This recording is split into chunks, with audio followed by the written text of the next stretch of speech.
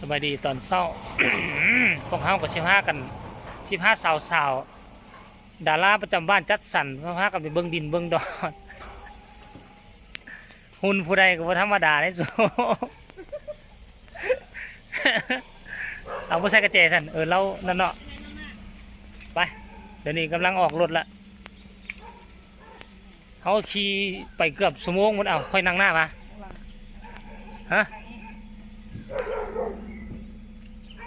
ผู้ใดนั่งหน้านำเราสันเจ้าไปนั่งหน้ามีเครื่องอ่ะไปเข้ารถละเฮ้ย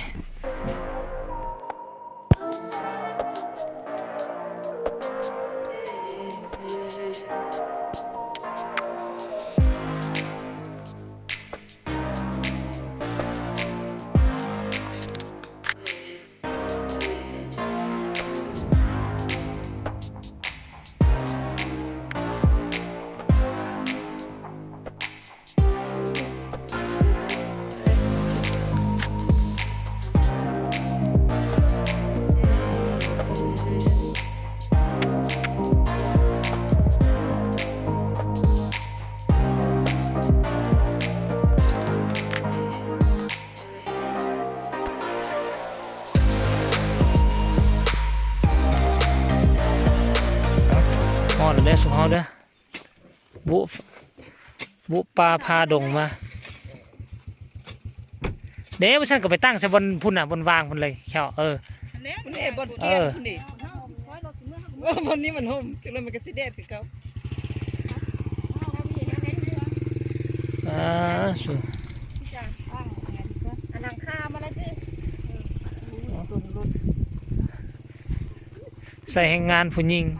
ภาษาก่อนผู้ชายน้อยต้องให้ผู้หญิงเป็นใหญ่ให้เขาเฮ็ดซะเต้นไหนเต้นธรรมดาหันวะบ่เป็นผ้าบัดวะว่าลมพัดไปซะละวันนี้อยู่ในสวยก้นส่วนกล้วยกับพุ่น เอามาเบิ่งดูมันนี่เขาอันนี้เอาลงมดว่าโต๊ะตังเนี่ยนี่อันเขามาทดลองเบิ่งคันท่าว่าเขาเกตดินให้แล้วร้อยเขาก็สิมานอนสันนี่เอาเต้นเนี่ยได้มันก็มีขาตั้งยังดีแล้ววะล่ะโอ้เดี๋ยวพี่น้องตั้งเต้นกันนะตั้งเต้นกันซะ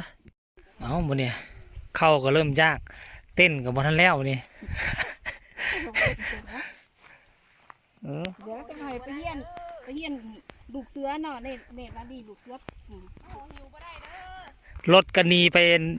ดุดบนอื่นก่อนแล้ววันนี้จักมันชิมาบ่เอายังใครว่าเราท่าเนาะเอามานี่อันนี้ก็ฟาร์มสวนกล้วยเขามาทางนี้ก็ทงนาเขาเป้าหมายของชาวเขาใช่ไหมเกตดินนี่นะเกตเอาขี้เหงื่อนี่ออกมดให้มันเหลือแต่ดินแป่นๆแล้วเขาจะมาวางตารางวางแผนเบิ่งว่าเขาจะปลูกอย่างเฮ็ดอย่างเนาะ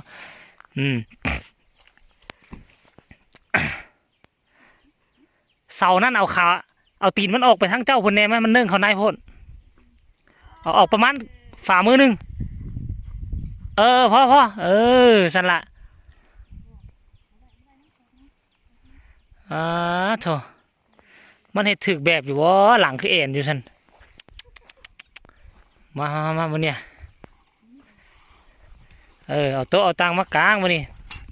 โต๊ะมาใส่บอกความจริงเลยเบื้องพวกเจ้าเฮ็ดตำก็ได้เพราะว่าแดดมันส่องมาโต๊ะเฮาสิมาอยู่พี่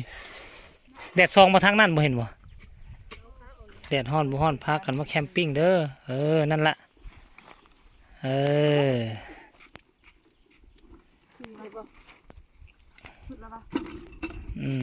บีบขึ้นสุดบีบขึ้นสุด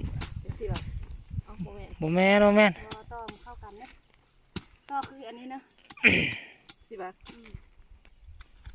ตัวนี้กันแล้วก็มาทำรับมาเนาะ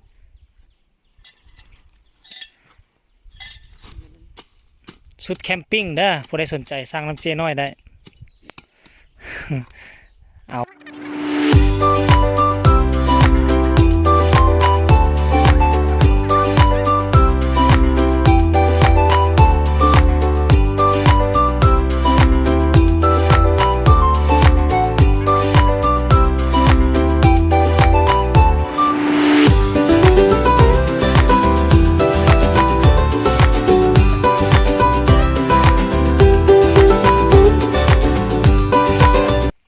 สวดสิแล้ว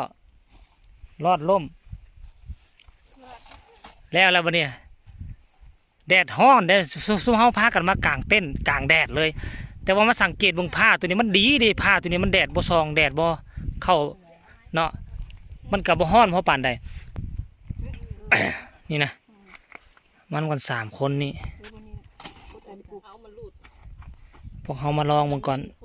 ฝรั่งก็สิมาอยู่ฝรั่งมาเดือนหน้าเดือนในพุ่นแหละนี่นะเอา อะไรก็ เอาบ่เนี่ย ง่อย เอาประตูขึ้นไปไขอยู่ซะนะ เอาให้ออกมาดิ เอาไปจัดการบูชาแล้วสมเฮาก็ต้อย อันนี้น้ำล้างมือน้ำกินอยู่ทั้งไหน อยู่นี่มันเป็นดินจัดสรรเด้อห่างจากตัวเมืองมากับประมาณคันไล่จากตัวเมืองนครหลวงแท้ก็สิประมาณ30 กว่าลัก บริการแห้ง แต่ว่ามาอยู่แถวซุมเฮามานี่ก็ ลัก19ลัก20นี่ออกมากับผู้ดี27ลักท่านผู้ชมมาฮอดนี่โอ้ยดินแนวนี้ล่ะคิดว่าสิบ่มีคนมาซื้อยังเหลือวางที่2 ตอนบ่เดี๋ยวนี้โซนเฮานี่3 ตอนบ่ถัดไปนี่บ่เขตนี่แต่นี่ไปหาสวนกล้วยนี่3 ตอนเนาะอุดมสมบูรณ์อยู่แถวนี้เข้าไปนี่ก็เป็นป่าเป็นทงนาเป็นเบื้อมปูเบื้อมป่าเบื้อมหอยจักหน่อยหนึงเฮาสิพาท่านผู้ชมย่างไปเลาะเบิ่งเด้อมันมีเถียงนาเขาย่านเดี๋ยวสิย่างไปทักทายเขาว่าเขาอยู่บ่ใส่ม่วงกกไม้นี่พอดีบ่ต้องเอาออกเด้อกกไม้เด้อบอกเขาเด้อกกใหญ่นี่แหละรักษาไว้ซะเป็นม่วงบูชา ใส่เสียบ่อันนั้นมันน้ำล้างมือ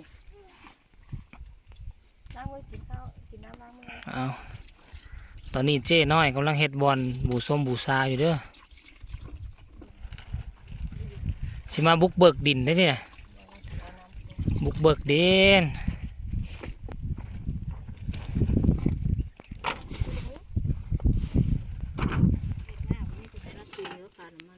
เอาตอนนี้ก็สาวๆกับพาเขากินข้าวกินน้ำไหน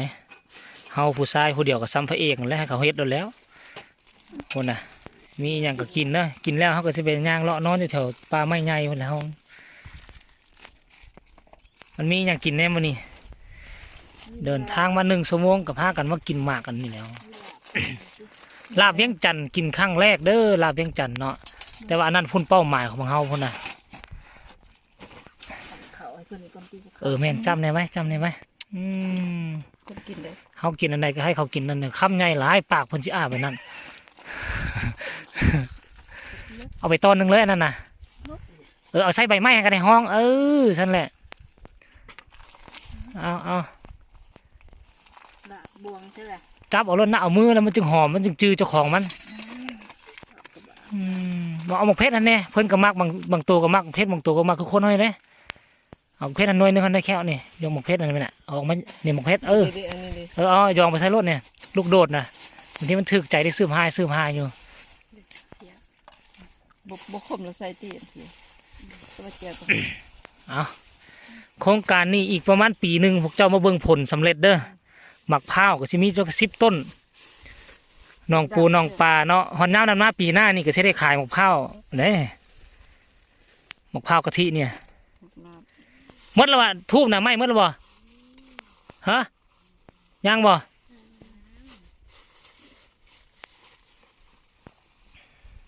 เอาลงมือเอาคลิปนี้ก็สิเอาไว้สำนี้เด้อทุกคนเอ้ยเดี๋ยวคลิปต่อไปว่าตอนเขาไปเลาะไล่ยิงนกได้เลยจะที่ถ่ายเด้อคันบ่ถ่ายก็แสดงว่านกบ่ได้เด้ออยู่ไกลๆสิบ่มีนกบัดขี่รถมาอยู่มอนสิว่านกบินตัดนกตัดหน้าอยู่โอ้